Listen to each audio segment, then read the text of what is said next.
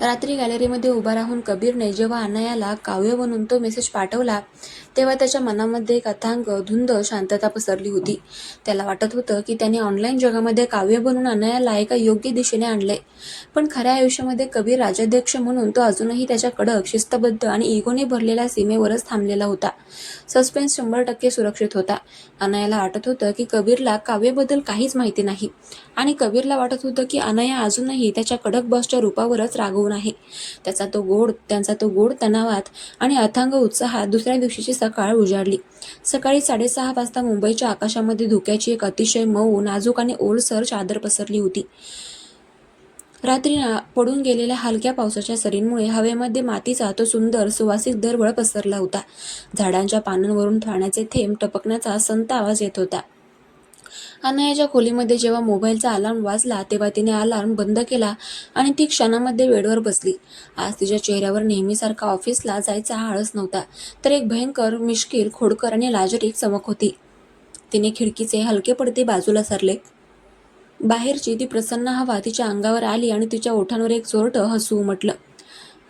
खडूस Kabir sir. Online जगामध्ये तर मला काव्य बनून मोठमोठे उपदेश देतात आणि खऱ्या आयुष्यामध्ये काल केबिनमध्ये ओढणी अडकल्यावर थेट पळून गेले. आज बघूया तुम्ही खऱ्या आयुष्यात मला कसं सामोरं जाता ते. आज या अनयाचा खरा गेम सुरू होणार आहे. अनयाने उठून आवरावर करायला सुरुवात केली. आज तिने कपाटातून शोधून एक अतिशय खास गडद हिरव्या रंगाची चिकनकारी कुर्ती आणि पांढरा पटियाला काढला. कुर्तीवर बारीक पांढऱ्या दोऱ्यांची नक्षी होती. तिने तिचे लांब सडक केस आज पाठीवर अगदी मोकळे सोडले होते. फक्त कानाजवळ एक लहानशी मोत्यांची पिन लावली. ओठांवर हलकासा पीच रंगाचा ग्लास आणि डोळ्यांमध्ये तेच तीक्ष्ण लांब काजळाचे भाले उडून ती आरशासमोर उभी राहिली. आरशातील स्वतःच्या प्रतिबिंबाकडे पाहून तिने डोळा मारला आणि आपली सॅक पाठीवर अडकवून ती गाणी गुणगुणत घराबाहेर पडली. सकाळी 9:30 वाजता अनया ऑफिसच्या मुख्य फ्लोअरवर पोहोचली. नेहमीप्रमाणे फ्लोअरवर कर्मचाऱ्यांची धावपळ सुरू होती. फोनच्या रिंगा वाजत होत्या. लॅपटॉपवर बोटे चालत होती. पण आज कबीर त्याच्या नेहमीच्या मुख्य लेदर चेअरवर बसलेला नव्हता. अनयाने तिच्या काचेच्या टेबलपाशी जाऊन बॅग ठेवली. तिने केबिनमध्ये मान झुकवून पाहिले, पण केबिन पूर्णपणे रिकामी होती. एसीचा संथ आवाज येत होता. तेवढ्यात विहान त्याच्या नेहमीच्या खट्याळ स्टाईलमध्ये हातात कारची एक महागडी चावी फिरवत अनयाच्या डेस्कपाशी आला. हाय अनया, गुड मॉर्निंग. वा, आज काय हिरवळीचा अवतार आहे यार. एकदम फ्रेश, एकदम कडक. विहानने शिट्टी वाजवल्यासारखा आवाज करत विचारले. Good morning Vihaan. थँक्यू. पण आज तुमचे कबीर सर अजून आले नाहीत का? आणि तू कबीर सरांच्या केबिनमध्ये काय शोधतोयस? अनयाने चकित होऊन विचारले. विहानने टेबलवर टेकून हसत उत्तर दिले. अरे मॅडम, आज तुझा आणि कबीरचा एक खूप मोठा स्पेशल आउटडोअर प्लॅन आहे. तुला माहिती नाही का? त्या नवीन कपल कॅम्पेन्सच्या शूटिंगसाठी आणि लोणावळ्यातली लोकेशनची रेकी करण्यासाठी कबीर तुला सोबत घेऊन शहराबाहेर घाटात जातोय. काय? अनया दचकली. कबीर सर आणि मी शहराबाहेर लोणावळ्याला? हो मॅडम, विहान डोळा मारत म्हणाला. कबीरने सकाळी 7 वाजताच मला फोन करून सांगून ठेवलं होतं की आज दिवसभर ऑफिसचे सगळे डिझाईन्स आणि क्लायंट मीटिंग्स मी सांभाळायच्या आणि तू त्याच्यासोबत लोकेशन रेकीसाठी जायचं. आणि सर्वात भन्नाट गोष्ट सांगू, आज ड्रायव्हर नाहीये. कबीर स्वतः गाडी चालवणार आहे. ही घे त्याच्या SUVची चावी. त्यानेच दिलीये. आजचा संपूर्ण दिवस तुझा आहे अनया. एन्जॉय. अनयाचे काळीज हे ऐकून वेगाने धडधडू लागले. कबीर सरांसोबतच एकाच कारमध्ये शहराबाहेर लोणावळ्याच्या त्या एकांतात. हा विचार करूनच तिच्या अंगावर सरसरून काटा आला. तिने विचार केला, म्हणजे काव्य बनून मेसेजमध्ये जे नवीन वळण सांगितलं होतं ते हेच होतं तर. नेमक्या त्याचवेळी लिफ्टचे दार उघडले आणि कबीर बाहेर आला. आज कबीरला पाहून संपूर्ण फ्लोअरवरील कर्मचाऱ्यांची बोलती बंदच झाली. आज कबीरने कोणताही कडक, औपचारिक 3 पीस सूट घातला नव्हता. आज तो अतिशय हँडसम अशा ऑलिव्ह ग्रीन हिरवट रंगाच्या कॅज्युअल शर्टमध्ये आणि डार्क ब्ल्यू जीन्समध्ये होता. शर्टच्या बाह्या कोपऱ्यापर्यंत व्यवस्थित दुमडलेल्या होत्या. हातामध्ये तेच महागडे घड्याळ होते. चष्म्याच्या मागून त्याच्या तीक्ष्ण नजरेने त्याने संपूर्ण फ्लोअरवर एक नजर टाकली. कबीर सरळ केबिनमध्ये आला. त्याची नजर सर्वात आधी हिरव्या कुर्त्यातील अनयावर गेली. कबीर जागेवरच थबकला. दोघांचे कपडे आज नकळतपणे अगदी परफेक्ट मॅचिंग ऑलिव्ह ग्रीन आणि गडद हिरवा झाले होते. कबीरच्या चेहऱ्यावर एका सेकंदासाठी एक अतिशय दुर्मिळ हळवे हसू आले, पण त्याने लगेच गळा साफ करत स्वतःचा तो कडक बसचा अवतार ओढून घेतला. Vihaan, you can go now. Office सांभाळा. कबीरचा आवाज नेहमीपेक्षा थोडा शांत होता. मग तो अनयाकडे वळला. अनया, तुमचा iPad, नोट्स आणि फाईल्स घ्या. आपण आत्ताच लोणावळ्यासाठी निघतोय. उशीर नको करायला. हो हो सर. अनयाने तिची बॅग आणि आयपॅड उचलला. तिने विहानकडे पाहिले. विहानने मागून दोन्ही हातांनी ऑल द बेस्टची साईन केली. अनया मनातल्या मनामध्ये प्रचंड हसत कबीरच्या मागे मागे पार्किंगच्या दिशेने निघाली. पार्किंगमध्ये कबीरची ती काळी आलिशान एसयूव्ही लकाकत उभी होती. कबीरने अनलॉकचे बटन दाबले आणि ड्रायव्हिंग सीटचा दरवाजा उघडला.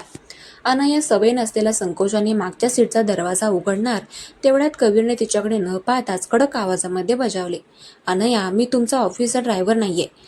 तुम्ही पुढे पॅसेंजर सीटवर बसा." अनयाने त्याच्याकडे पाहिले. तिच्या ओठांवर एक अतिशय मिश्किल आणि हुशार हसू आले. "हो सर, नक्कीच." ती पुढे आली आणि कबीरच्या अगदी शेजारच्या मऊ लेदर सीटवर जाऊन बसली. कबीरने गाडी स्टार्ट केली. इंजिनचा एक मंद, शक्तिशाली आवाज आला आणि कार पार्किंगमधून बाहेर पडून मुंबई-पुणे एक्सप्रेसवेच्या दिशेने वेगाने धावू लागली. कारच्या बंद वातावरणामध्ये एसीचा संत गारठा होता. बाहेर मुंबईचे गर्दीचे रस्ते हळूहळू मागे पडत होते. कारच्या हायफाय म्युझिक सिस्टीमवर एक अतिशय हलके, मंद इन्स्ट्रुमेंटल म्युझिक संगीत वाजत होते. कबीर स्टीअरिंग व्हीलवर दोन्ही हात ठेवून अतिशय एकाग्रतेने गाडी चालवत होता. पण त्याची नजर अधूनमधून शेजारी बसलेल्या अनयावर नकळतपणे जात होती. खिडकीची काच थोडी खाली असल्यामुळे येणाऱ्या हवेच्या झुळकेने अनयाच्या हिरव्या कुर्तीची रेशमी ओढणी ओढून कबीरच्या दंडाला स्पर्श करत होती. तिच्या केसांचा तो ओळखीचा मोगऱ्याचा मंद सुगंध कारच्या संपूर्ण केबिनमध्ये दरवळत होता. कबीरने कार चालवता चालवता शांतता भंग केली. "अनया, लोकेशन रेकीसाठी बाहेर जायची तुमची तयारी होती ना, की विहानसोबत ऑफिसमध्येच बसून गप्पा मारायच्या होत्या?" अनयाने मान वळवून कबीरकडे पाहिले. कबीरच्या चेहऱ्यावरची गांभीर्य होतं तरी त्याच्या आवाजामध्ये तीच ओळखीची, आतून जळणारी पजेसिव्ह जेलसी स्पष्ट दिसत होती. अनयाला प्रचंड मजा वाटली. तिने कबीरची अजून थोडी फिरकी घ्यायचे ठरवले. "तसं काही नाहीये सर." अनया अतिशय लाजरीक आणि गोड आवाजामध्ये म्हणाली. "ऑफिसमध्ये बसण्यापेक्षा तुमच्यासोबत बाहेर पडायला मला खूप आवडले. पण सर, एक सांगू?" "काय?" कबीरने रस्त्यावरून नजर न हटवता विचारले. "तुम्ही आज थ्री पीस सूट नाही घातला ना? आज भलतेच कॅज्युअल, यंग आणि हँडसम दिसताय." अनयाने थेट हँडसम हा शब्द फेकून मारला. कबीरचा कारचा स्टीअरिंग व्हीलवरील हात इतक्या क्षणासाठी थरथरला. त्याच्या कारचा स्पीड हलकासा कमी झाला. कबीरच्या गालांवर नकळतपणे एक तांबूस छटा उमटली. त्याने घाईघाईने चष्मा नीट केला आणि गळा साफ केला. थँक यू अनया, पण कामावर लक्ष द्या. विनाकारण माझं कौतुक करू नका." कबीरने कडक असण्याचा आवाहनला. पण त्याच्या छातीतली धडधड अनयाला स्पष्ट जाणवत होती. "अरे सर, कौतुक नाही, सत्य सांगते. आज चांगलं दिसणाऱ्या माणसाला चांगलं म्हणायचं नाही का? आता चांगलं दिसणाऱ्या माणसाला चांगलं सुद्धा म्हणायचं नाही का?" अनयाने मुद्दाम मान थोडी कबीरच्या दिशेने झुकवून विचारले. कबीर शांत राहिला, पण त्याच्या ओठांवर एक लपलेले हसू आले होते जे तो दाबत होता. गाडी जशी जशी नवी मुंबई ओलांडून खंडाळा आणि लोणावळ्याच्या घाटामध्ये शिरू लागली तसतसे हवेतील धुके अधिकच घट्ट आणि दाट होत गेले. आकाशामध्ये काळे कबार ढग जमा झाले होते आणि पाहता पाहता मुसळधार पाऊस कोसळायला सुरुवात झाली. पावसाच्या मोठ्या मोठ्या थेंबांचा ताडताड आवाज कारच्या टपावर आदळू लागला. घाटातील उंच डोंगर, हिरवीगार झाडी आणि रस्त्यांवर पसरलेले पांढरे धुके, वातावरणामध्ये एक भयंकर धुंद रोमॅन्टिक जादू पसरली होती. आणि नेमका याच क्षणी निसर्गाने एक असा ट्विस्ट आणला ज्याची कबीरने स्वप्नातही कल्पना केली नव्हती. कबीरच्या आलिशान कारचा स्पीड अचानक कमी झाला. इंजिनमधून एक विचित्र खडखड असा आवाज आला आणि कार घाटातल्या एका अत्यंत एकांत वळणावर रस्त्याच्या कडेला बंद पडली. "What the hell?" कबीरने वैतागून पुश स्टार्ट बटन पुन्हा दाबले. चावी फिरवली, पण इंजिन फक्त एका लहानसा आवाज करून शांत होत होते. "काय झालं सर? गाडी का थांबली?" अनयाने बाहेर पाहत विचारले. "आय थिंक इंजिनमध्ये पाणी गेले किंवा सॉकेट्स ओले झालेत," कबीर चिडून म्हणाला. त्यांनी खिशातून फोन काढला, पण घाटातील त्या धुक्यामुळे आणि पावसामुळे स्क्रीनवर नो नेटवर्क दाखवत होते. "शिट, नेटवर्कही नाहीये." कबीर कपाळावर हात लावून सोफ्यासारख्या लेदर सीटवर मागे टेकून बसला. अनयाने कारच्या खिडकीतून बाहेर पाहिले. बाजूला उंच कडे, धुक्याची चादर, मुसळधार पाऊस आणि शांतता होती. तिथे दुसरी कोणतीही गाडी दिसत नव्हती. कारच्या बंद वातावरणामध्ये आता फक्त पावसाचा तो संथ आवाज आणि दोघांच्या श्वासांची उष्णता पसरली होती. कबीरला थोडी अस्वस्थता जाणवू लागली, कारण अनया त्याच्या इतक्या जवळ बसलेली होती. कबीरने कारमधील वातावरण थोडे हलके करण्यासाठी कारचे म्युझिक सिस्टीम ऑन केले. पेनड्राईव्हमधील एक जुने मंद रोमॅन्टिक गाणे वाजू लागले आणि गाण्याच्या सुरुवातीलाच पार्श्वसंगीतात एक कविता बॅकग्राऊंडला ऐकू आली. आणि त्या कवितेचे शब्द होते, "धुक्यात लपलेल्या या वळणावर जेव्हा पाऊस गात असतो, तेव्हा एकांतातला कवी फक्त तुझ्याच डोळ्यामध्ये पाहत असतो." ती कविता ऐकताच अनया जागेवरच थिजली. तिच्या अंगावर सरसरून काटा आला, कारण त्या ओळी हुबेहूब काव्याच्या एका जुन्या पोस्टमधील होत्या. अनयाने डोळे मोठे करून कबीरकडे पाहिले. सर, ही कविता कोणाची आहे? कबीरच्या कपाळावर क्षणातच घामाचे थेंब आले. त्याला एका सेकंदात समजले की त्याच्या पेनड्राईव्हमध्ये त्याच्या स्वतःच्या आवडीच्या कवितांचे कलेक्शन प्ले झाले होते. कबीरने भयंकर घाईघाईने म्युझिक सिस्टीम ऑफ केली. काही नाही, जुनं गाणं आहे. पेनड्राईव्हमध्ये बहुधा विहानने भरलं असेल. कबीर अडखळत इकडे तिकडे पाहत खोटं बोलला. अनयाच्या ओठांवर एक अतिशय मिश्किल हुशार हसू आलं. हो का सर? पण ही कविता ऑनलाईन काव्य नावाचा एक प्रसिद्ध कवी लिहितो. तुम्हाला माहिती आहे का काव्याबद्दल? कबीरच्या घशाला कोरडच पडली. तो चष्मा काढून पुसू लागला. काव्य? नाही, मला कुठे वेळ असतो या ऑनलाईन कविता वाचायला. मी बिझनेसमॅन आहे अनया. अरे रे रे, सर तुम्हाला माहिती नाही? अनया कबीरच्या अगदी जवळ झुकली. तिच्या डोळ्यांमध्ये खोडकरपणा ओसंडून वाहत होता. हा काव्य ना सर खूप अप्रतिम लिहितो. अगदी हळवा, रोमॅन्टिक आणि गोड माणूस आहे. मला तर वाटतं खऱ्या आयुष्यातही तो असाच खूप छान असेल. तुमच्यासारखा कडक आणि खडूस नक्कीच नसेल. तुमच्यासारखा खडूस नक्कीच नसेल. हे वाक्य ऐकून कबीरचा स्वतःवरचा ताबाच सुटला.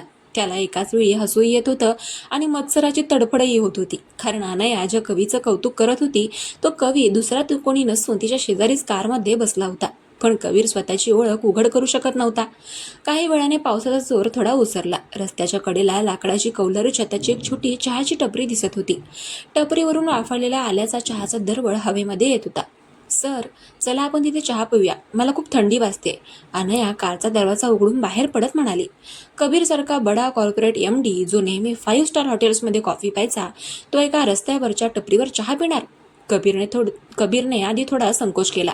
पण या अनया पावसात भिजत टपरीकडे धावत गेलेले पाहून तोही कार बाहेर पडला.